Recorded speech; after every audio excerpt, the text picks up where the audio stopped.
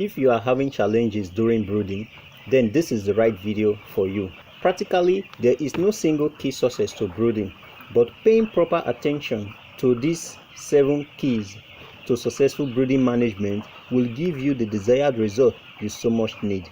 The truth is that if you fail to get it right by achieving optimum growth during brooding, that loss can never be made up later in the grow-out phase. Mind you, a few hours of poor brooding conditions during brooding can have great and negative effect to the whole bird performance. For this reason, checking your chicks per hour is the key, especially in the first 3 days, and as the days goes by, lesser attention is required. Don't skip, because at the end of every successful point, there is a very important tip you don't need to miss. What's up, my people? Welcome to Life of a Farmer Loaf. You can also follow me on my Facebook page at Life of a Farmer Loaf for regular updates. I remain your anchor, Ishokri Ovokeronye. You can call me Ovorons. On this channel, we discuss how to start your farm, challenges faced by farmers and how to control them, and also how to make more profit. For this reason, ensure to subscribe and turn on the bell icon so you don't miss interesting video like this one. Give this video a like, comment and share for others to benefit. Without wasting your time, let's dive into the main cocoa. 1. Temperature control. This is the most critical aspect during brooding because at this age of the chicks, they do not have feather covering to control their body temperature. This is the major reason external heat is being given in the brooder house, as the ability of the bird to regulate its temperature in an effective manner will directly affect its ability to grow proficiently. Even with temperature monitors, a good farmer or farm manager will always monitor his chicks and makes appropriate adjustments where needs arises. And on a more serious note, do not expect temperature adjustment to fix every problem every time. Though temperature is the most commonly monitored and controlled condition in poultry houses, especially during brooding, but other breeding factors also plays an important role to the chicks to improve performance. A very practical way to check chicks' behavior to know they are getting the required heat is if they spread out all over the pen or house. Then the temperature is well and evenly distributed. Then, if they huddle close to or under the heat source, this is an indication that the temperature is inadequate and there is need to increase it.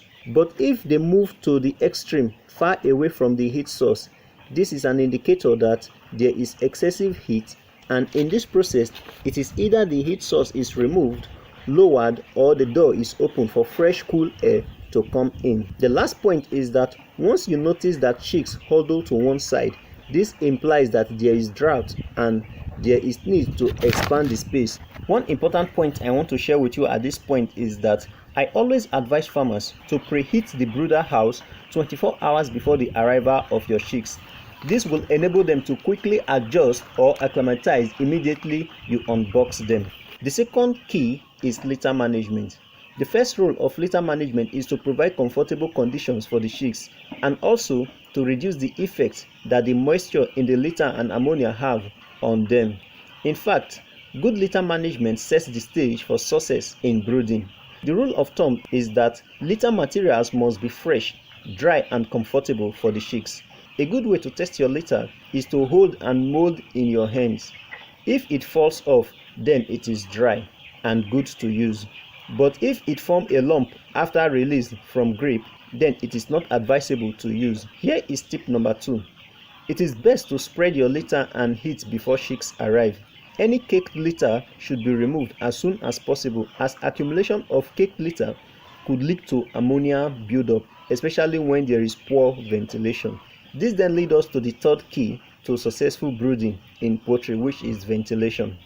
Ventilation. This is as important as all other factors during brooding. Even with the heat provided to chicks, they still need ventilation at some point.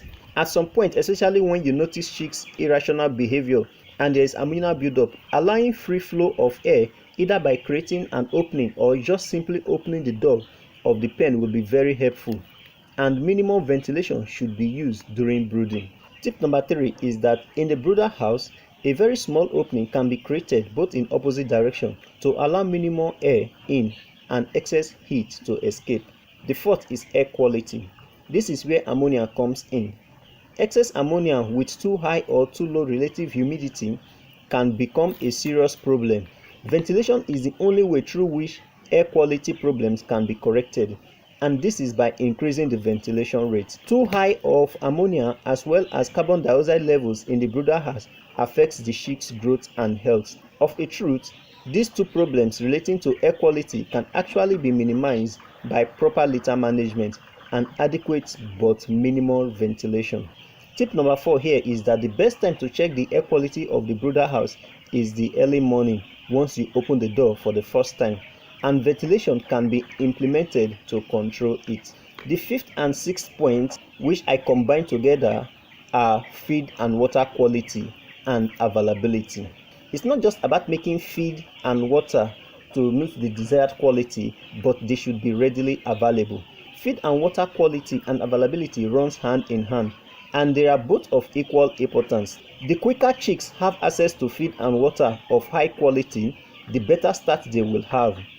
One very important point of note is that environmental factors also play a very important role in feed and water availability. This is due to the fact that if the chicks are uncomfortable, either too hot or too cold, and even in drought condition, they will not eat or drink adequately, and this could lead to high mortality. You should endeavor to provide enough feeders and drinkers such that every chick have easy access to them. One way to ensure your chicks are eating and drinking is to carry out crop field test after 24 hours. And one very important helpful tip is that prior to the arrival of your chicks, place feed and water before unboxing your chicks. This is a very helpful tip, as it will enable your chicks to easily differentiate between the wood shavings, feed and water. The last point is what most poultry farmers ignore or pay very little attention to, and this is light. Of a truth, chicks grow and perform better the quicker they gain access to feed and water. But light plays a very important role by encouraging feed and water consumption, and as such, it aids in the rapid growth and better performance. On a more serious note, the first 72 hours down to the first 7 days are very important, such that mistakes made during this period cannot be corrected. For this reason, to get a better stock, even if you have the best equipment in place, without following these procedures, you won't get it right. These are the building blocks of poultry farming. And lastly, even with the equipment, checking your chicks every hour is most important. You can use the end screen showing now to watch other interesting videos on farming. Please subscribe and follow me on my Facebook page at Life of a Farmer Loaf. Also turn on the bell icon for prompt updates, and give this video a like, comment and share for others to benefit. Thanks and God bless. See you in my next video. Peace out.